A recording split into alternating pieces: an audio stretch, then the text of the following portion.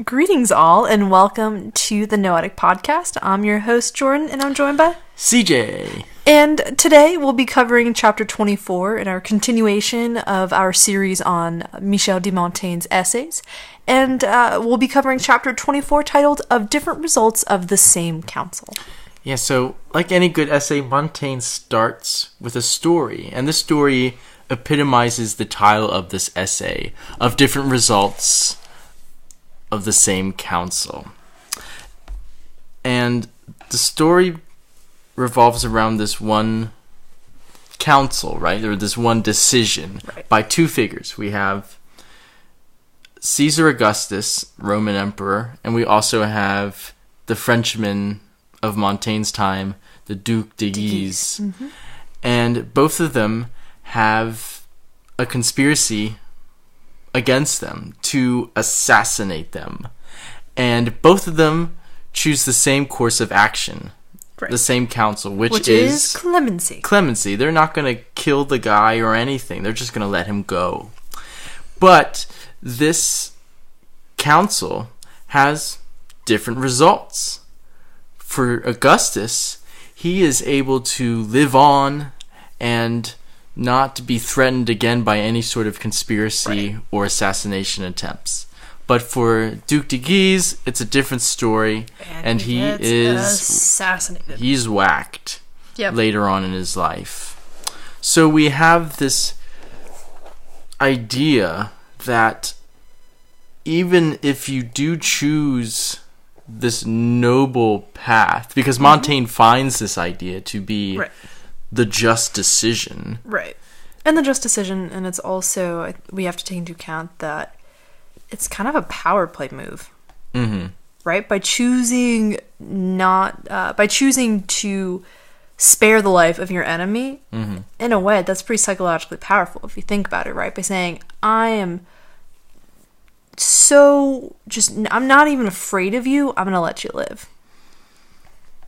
But it's still risky. Right. And that's with a lot of things in life. And that's because whenever you make a decision, there's fortune involved. Right? There are variables that are out of your control that Montaigne would consider fortune or luck. And luck can pan out in three sort of main topics, right, that Montaigne talks about with medicine.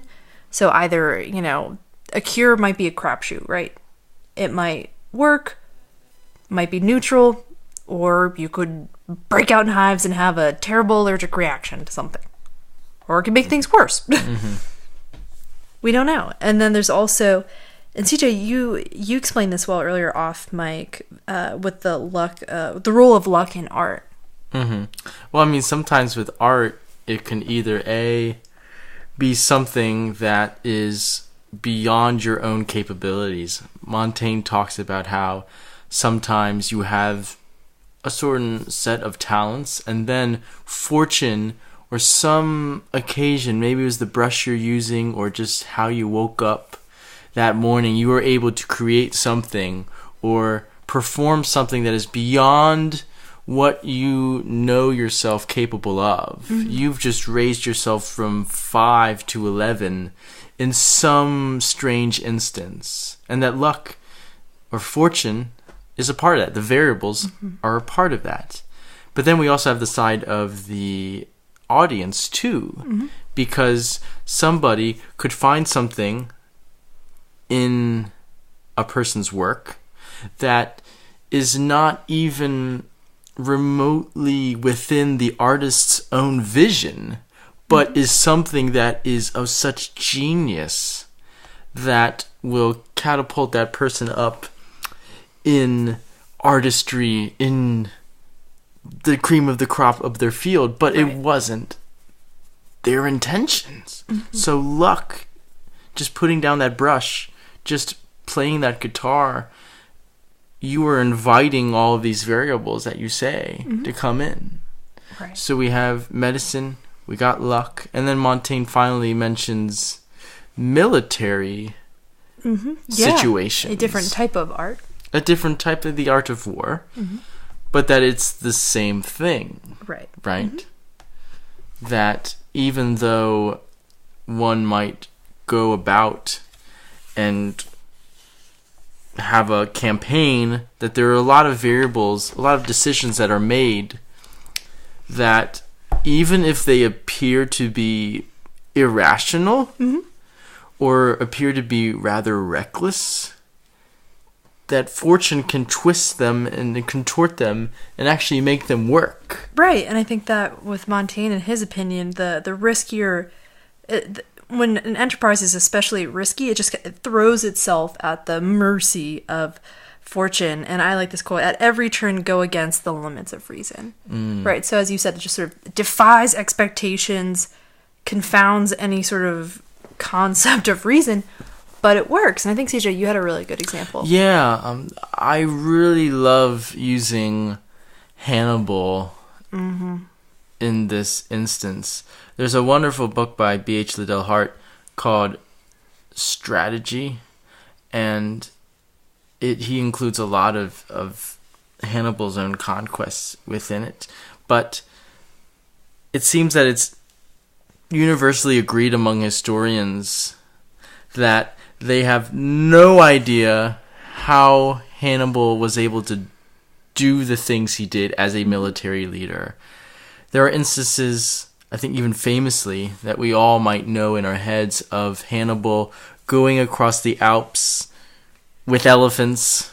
And he also has gone through rivers and obstacles of nature that any other tactician would deem rather idiotic or just irrational or just a waste of time. But in some way, fortune guided him, and he was able to do these maneuvers that would throw off the enemy. He was able to use indirect tactics and strategy to actually win these battles.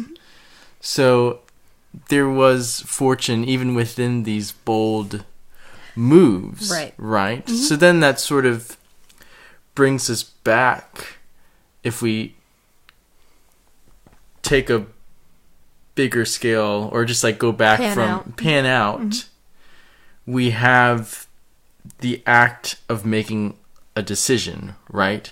You either have to choose to go across the Alps with your elephant, you have to decide to put the pen on the page, or in our sit at home, or choose not to go at all, or you have to grant clemency or not, right? Yeah, because these are all choices, right? And what I would say, like, I guess, rather not me, but Montaigne, what would Montaigne say would be a really big component of the decision making? What virtue? I think you just said it, virtue. Or at least, like, doing the right thing is the main thing, right? But it's scary to do the right thing. Right, and I would because say specifically because virtue, of these variables. And I think Montaigne refers to honesty, right? Does he? As being one of the main features. Okay. Of making those decisions, and how can you be fairest to yourself and the other people around you? Yeah, but it's scary. It's scary to do that, though. It's scary to be honest, because it's a lot easier just to kill off the guy that's trying to kill you, or it's better to just take the route that's a little easier because the elephants don't like it. It's scary to be honest, and scary to be those things, because again, we deal with the garden of forking paths that fortune lays out for us whenever we do something, especially when we do the right thing. Right. So then that brings in another virtue, right? Where even if we do have the honesty to say, okay, well, this is the right thing and I have to do it. Okay, shoot, I got to do it. Yep. Then we need courage. Exactly. Yeah. And to that, Montaigne says, no noble thing can be done without risk. And to combat risk, or not even to combat risk, but to invite fortune in to our house, we need to have a little bit of courage in there, right? Because fortune also invites his buddy's risk And danger too. Mm-hmm. You know, they all just seem to get together. They're all good friends, and they invite, and they're like, "Oh yeah, come on over to our house." But you know, as good house hosts, we need to have a good bottle of courage and honesty in there too, because we know that when we invite those people over, they're actually on the path of righteousness or virtue, as you said. And I think that a few things we should consider about courage, according to Montaigne, is that it enables action, because there's that sometimes with fear, right? It's paralysis by analysis, where you just, oh my gosh, what do I do? What do I do? What do I do? When you panic, right? In some of those moments. Yeah, because honesty can only go so far, because you can even just say, okay, well, I know that's the right thing to do. Cool. Right, and so it's one thing to say it, and it's another to do it. For example, a few years ago, I got into a car accident, and I was just so much in shell shock that I probably should have called the cops to get a report, but I just kind of said, oh, okay, we'll just figure out the insurance, and off they went, and off I went. And right, and so those moments where you kind of need a little bit of courage to actually act, and I just kind of sat there and thought, oh, what do I do? What do I do? What do I do? But you know, it might have helped if you went out and talked to them, or at least were courageous, because that goes into maybe another part of it, right? Because you can instill courage or confidence in other people by being courageous. Because if you maybe went out and said, well, let's see what we can do. Are you okay? Let's see how we can manage the insurance part of this thing. Instead of being scared, the other person could have seen that, like, oh, this person knows that this is a scary situation, knows that there's risk involved in this, obviously, because we don't know what the insurance will be or what the damage will be at the end of the day. But if somebody's willing to go through that risk with you, then that can only instill confidence that, okay, well, if we can go through this together, then it'll be okay. Right, and I would say that, especially what I really liked about Montaigne's anecdote was when it came to sort of courage, right, and that relationship between courage and confidence is sort of the I would say almost reciprocal relationship, right? Is that you need courage to be confident, but then you also need confidence in order to be courageous. And he talks about that one mayor in Bordeaux, right, where he was dealing with an angry mob, and you know, the mayor was deferential, and he seemed really scared, and they killed him. And Montaigne had a similar situation as the governor, and he said, hey, this is the line we're going to do, and we're going to have to be intimidating. And that's the line he held, and they were able to restore civil order.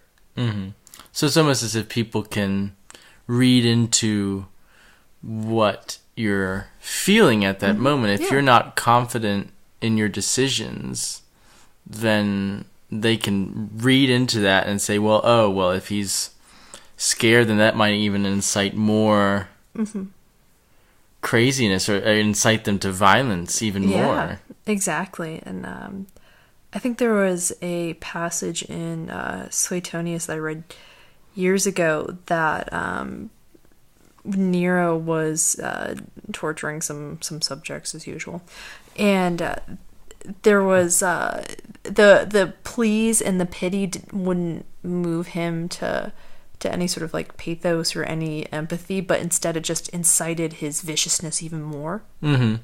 So there's kind of that, right, again, like it comes back to their risk, but I think that it just speaks to the fact that sometimes in dealing with people, you just need that confidence and that courage, because, you know, I think that's a sort of instance, right, where if you're cowardly, that might actually send you right to the chopping block. So you don't have much to lose by being courageous. Right. And I think maybe Montaigne wants to emphasize that you need to be courageous to make you need to know what the right decision is, as we said, with honesty. And then you need to have the confidence to make the right decision. To execute it, right. The confidence and the courage to make the right decision. But you have to know that just because you do the right thing, it doesn't mean you're going to be successful. Right. in your endeavor. It doesn't mean you're going to live. Right. Just because you exude courage in the mob, it doesn't mean the mob's not going to rip you apart anyway. Right. But the fact that you did the right thing, that you were virtuous, is what matters. Exactly. Right? Because if we even go back to the beginning story, right? With Dickies and Augustus, Montaigne doesn't really care what the result was. He's more concerned about clemency, that is the noble thing to do. Right. And that perhaps maybe Montaigne is getting this idea that we have to incite ourselves to do the right thing, and he is giving us strategies to confront the variables of everyday decision making, right? And to do the right thing. Yeah, and I think there's a little bit of stoicism in here, right? Where you don't have control over the variables of things, and a lot of outcomes are just simply out of your hands. But the best thing you can do, or the best course of action, is the most straightforward and direct one. And I think that these are very extreme cases, mind you, because it's very, not all decisions we have lead to our demise. But I would say that I think for Montaigne, it's either you are virtuous and successful, or you are virtuous and you don't make it out, but you're remembered for that courage. Virtuous is the main thing. It doesn't matter what the result is, it's that the counsel is pure. And so so I think that with that, it's the best course of action, right? Might not yield the best result, but just do it anyway. Do it anyway. And you know what the best course of action is after listening to this? Downloading the Noetic app, of course. You can find it on that good old Google Play or iTunes Store or App Store, whatever it is. You can also listen to us on SoundCloud if you want, and maybe you're looking at our gorgeous faces on YouTube as we speak. But regardless, I want to thank Jordan for having a wonderful conversation as always. Thanks, CJ.